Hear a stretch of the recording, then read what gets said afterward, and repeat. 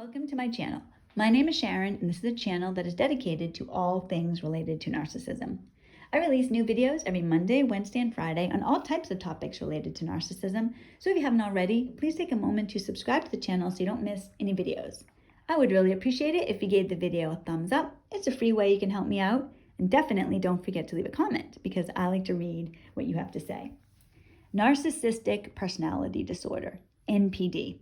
For people like us, people who understand to the depths of our souls what that truly means, narcissism is synonymous for obscene cruelty. Someone, and I say someone very lightly, who is a narcissist is more of a creature than a human being. This creature is so vile, so repugnant, so vicious and depraved that they're like a giant wrecking ball aimed at your life. Everything you thought you knew, everyone you think you love, the narcissist comes to destroy. They throw that wrecking ball straight at you and your world is destroyed. That's narcissism. In today's video, I'm going to talk about 5 traits of a covert narcissist. Now, of course, there are many more than these 5, but these are 5 traits where if you recognize any of these in a relationship that you're in, I am imploring you, please reconsider. It never works out with a narcissist. There's no happily ever after, but there can be for you. But with the narcissist, it doesn't happen. So the first one I'm going to discuss is playing games to amuse themselves. Now, narcissists get bored easily, and they like other people to entertain them. So I'll tell you something my ex used to do, a few things he used to do. So if you live in the Boston area, you would know where he works. He works at a big bank right downtown.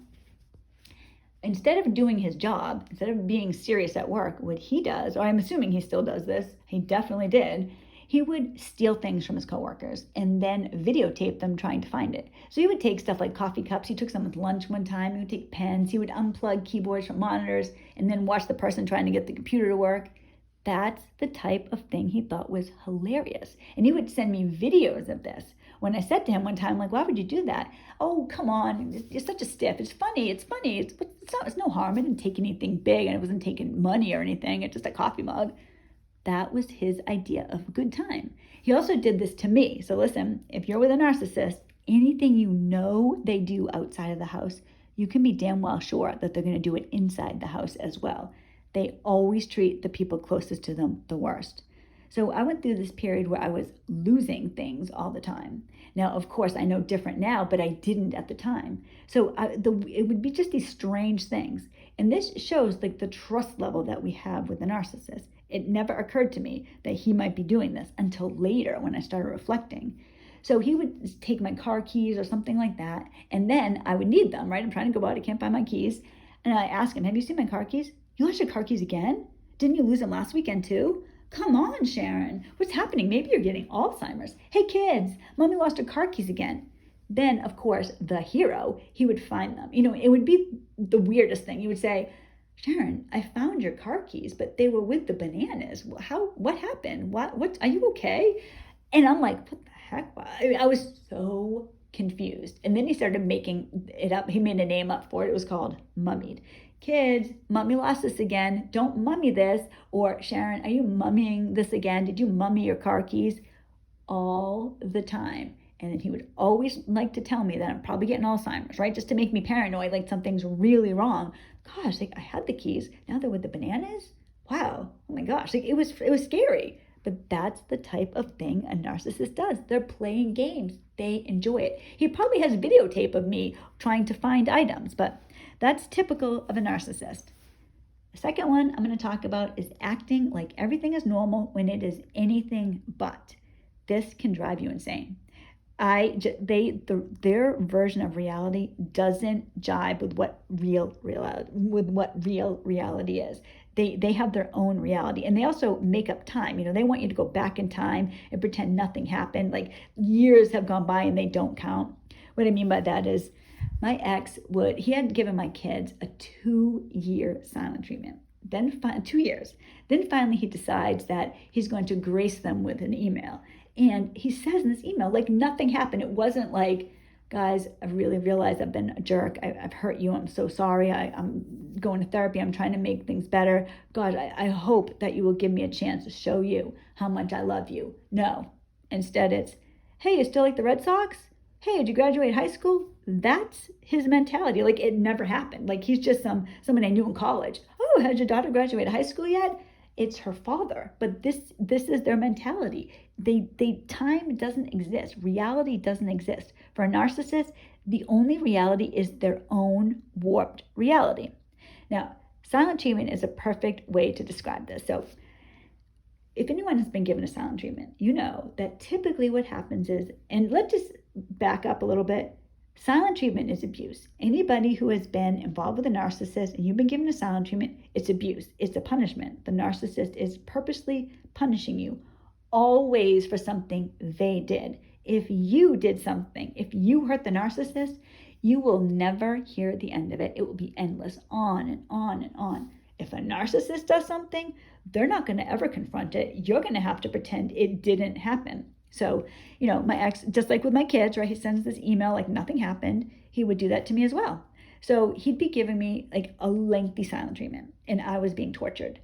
Silent treatment, it was a torture to me. Like, just, it really affected me. And now, and I'm processing that, wow, like that's why he did it, to hurt me purposely. That's what he wanted to do.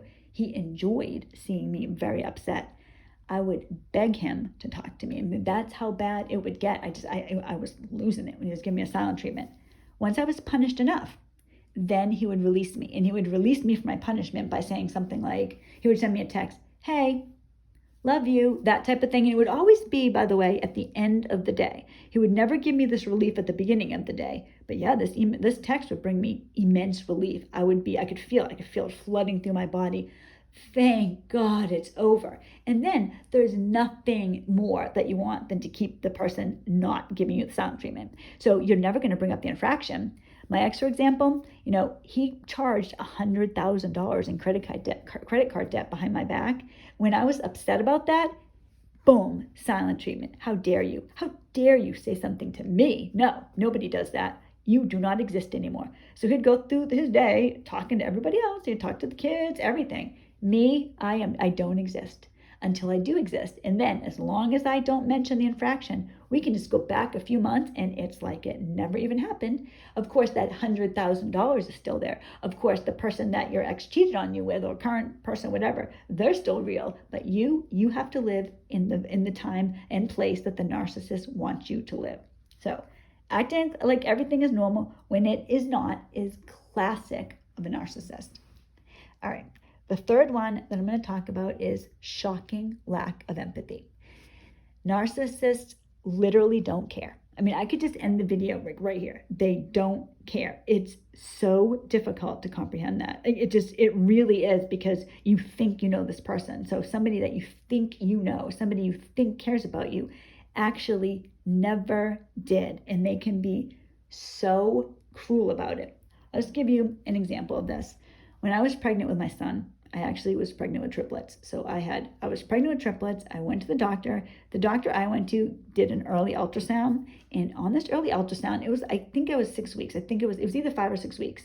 And we could see 3 like sacs there, right? So one of them had a heartbeat. The other 2 didn't, but you could see them there. So the doctor said to me, well, you know what? Let's give it 2 weeks. I'm gonna have you come back in 2 weeks and let's see if they're still there. If they are viable, they'll have heartbeats then. If not, he's like, what's gonna happen is this was the thing that upset me the most, what he said. And he didn't say it to be mean, but it hit me bad. Even now I'm thinking about it. Your body will absorb them. So you're probably not gonna bleed or anything. They just won't be there. So I had to wait 2 agonizing weeks picturing my own body hurting me that way, hurting my children, just dissolving my own children. I would literally go pee and I'd be thinking, is that my child? Was my child's cells coming out of there? Because I absorbed that baby. It was horrible. It was so traumatic. I was so upset about this. And of course, my ex, I don't know why you're so upset. It's fine, whatever. Then when we went to the doctor and they weren't there, so my body had eaten my own children, my ex, well, you know what? It's actually a good thing. Can you imagine us with triplets? Triplets? That would be crazy. There was no, I'm so sorry this happened to you. Joe, who is not the father of those triplets, gives me so much more empathy than the own father of these babies did. It was just, oh, come on, just get over it. It's not that big of a deal. I was traumatized by that, traumatized. But of course, a narcissist isn't going to be there. They don't care. He didn't want all those kids, so this was a relief to him. It's sickening. You know, if anyone knows the Chris Watts case, the man in Colorado who several years ago murdered his pregnant wife and his little girls, I heard him say one time that if he was at a store with his kids and he lost them, they got away from him somehow, he's like, I wouldn't panic, I wouldn't be that upset. Yeah, I'd try to find them. That's kind of like, that's a narcissist, right? They don't care. Oh, all right, whatever. You lost those babies, whatever. No reason to be upset. It's just a baby. That's the narcissist. They have a shocking lack of empathy. They don't care. And I'm so sorry to say that because I know that hurts people and you don't want to believe it. I'm telling you this with love. This is what the truth is. Now, the fourth thing I'm going to mention is fake, fake, fake. Narcissists are so phony. You don't know the narcissist. When you first meet the narcissist, they are a completely different person than who they really are. They are trying to win you over. They're trying to capture you. I don't want to say win you over. They're trying to capture you. So it's almost like they have this giant spider web and they're waiting for somebody to get in there. And then as soon as you start struggling in there, bam, here they are. They rush right down to come get you. That's how a narcissist lives their life. They do not want to try. They're lazy, right? They want you to take care of them, but they need to woo you long enough to have you care enough to get in a relationship with them. So they're fake. You know, my ex at the beginning of our entanglement, he used to always buy me flowers or write me poems, like that type of thing. He did it all the time. Guys, you wouldn't believe how pretty I was, how this I was, how that I was, all the time. Until one day there was like a screech on it.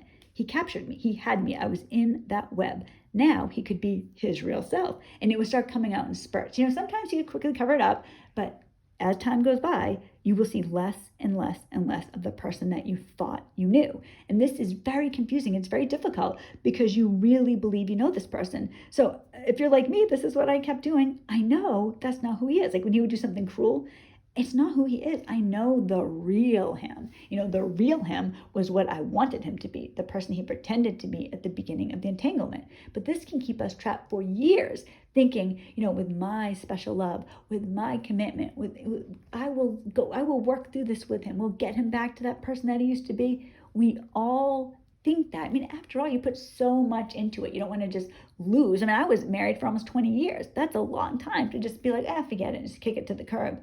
But when you're with a narcissist, you're with true evil, somebody who wants to use you. And so think about the things I'm saying, right? These are people that are playing games at your expense. You know, they act like everything is normal when their life is it's not normal. Your child, like for me, just to go back to that one, acting like everything's normal. My kids and I fled my ex. We fled him a year ago.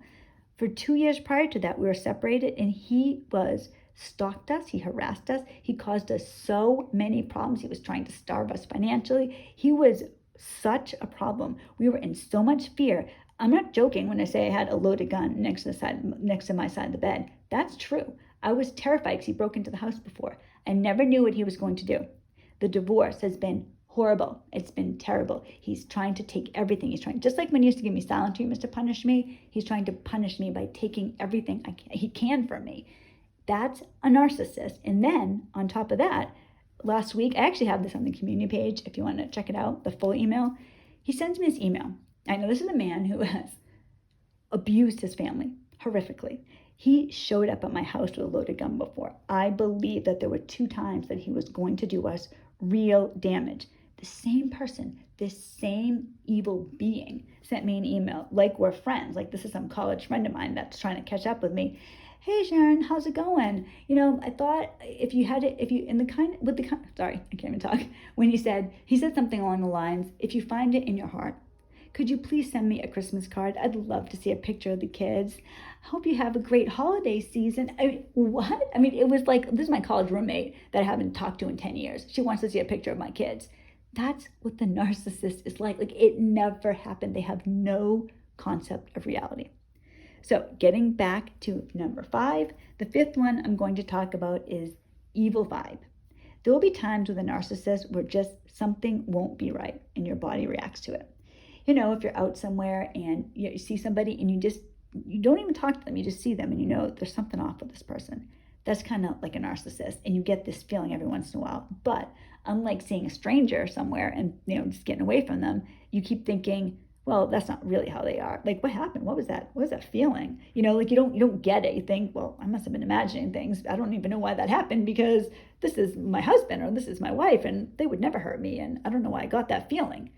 If you've ever seen the narcissistic stare, you are looking at pure evil. A narcissistic stare, I've only seen this 2 or 3 times with my ex, and it goes quick. Like they quickly block that out. They don't want you to see that, but that's their real face. You see when they stare at you, if they're mad at you, they will give you this glare, just hatred. I hate you. That's what the narcissist is thinking, and you can see it in their face. They will just look at you with these lifeless eyes. It's a predatory stare. I think that's what it is. It's a predator. You ever see like animals, right? And you'll see an animal like on a documentary, and there's like a tiger, and he's looking through the brush at who he wants to eat, and he has that stare. He's like just boring into the animal, just watching it. That's a narcissist. They watch you. They bore their eyes into you, and it is chilling. You can feel it through your body. Something is drastically wrong. But what a narcissist will do is quickly hide it, quickly cover that up. Narcissists are the epitome of evil. There's something so vile, so cruel, so unhuman about them. They do the worst acts of cruelty to the people that they're supposed to take care of, the people that they're supposed to love the most. That's your life with a narcissist. They're horrible. They can never change. Like, don't think that they can change. If you think that they can change, you are going to just set yourself up for more pain down the road. It's horrible. The truth is narcissists are pain machines, and if you stay with one, they will destroy you. That's all they know how to do. There's nothing good about them. There's nothing kind about them. They are all about destruction. Like that wrecking ball. That really is what a narcissist is like. If you know somebody who is like this, please reconsider, because otherwise you are going to go through your life with unbearable pain all the time, because it doesn't get better. So I'm sorry to end like this, like, oh, your life is horrible. I believe in hope. I have hope. I believe that everybody can leave a narcissist. You just got to get to the right place. You have to get to the right place inside where you can get enough confidence to slowly move out. Thank you so much for watching this video. I hope that it helped somebody. Joe should be back with me on Monday. Now, he actually did do a video with me last weekend, but I was listening to it and I wasn't in love with it, so I did a different one, but he should be here with me on Monday. We have plans. We already know the topic we're going to talk about. We don't always know so early, but we're actually going to talk a little bit about what happens if you break no contact. And that started because of that email I talked to you about, my ex who sent it to me. Can you please, in the kindness of your heart, send me a Christmas card of the children that I abandoned? Thank you. But anyway, so that's it. I hope everybody has a wonderful day, and I will see you on Monday. God bless.